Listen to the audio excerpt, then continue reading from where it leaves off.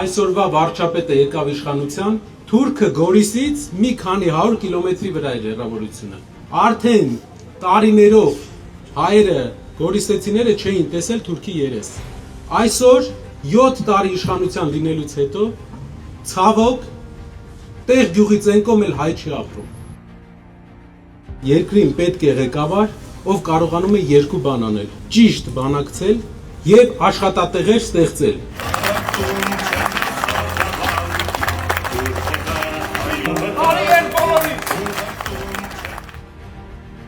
Ապրուստի միջոց չկա, ապրելի միջոց։ Իսկ ովի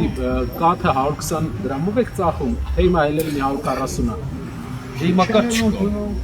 Չեն ընդունում։ Ակե չկա։ Տարած չկա, մեր յուղը տուժված է։ Արա, մեզ արոտավար չունի։ 400-500 տնտեսություն է, բայց արոտավար չունի։ Չունի, տուժված է։ 4 տարվա մեջ այդ պիտի 80 ընտանիք հապեր, չէ։ Հիմա այդ 80 ընտանիքին հողը հենա թուրքի ձեռ։ Չասացնել անելու վաղ, բայց մի հաց։ Ես գյուղացուս անպայման ընտիր նայում ես։ Աստված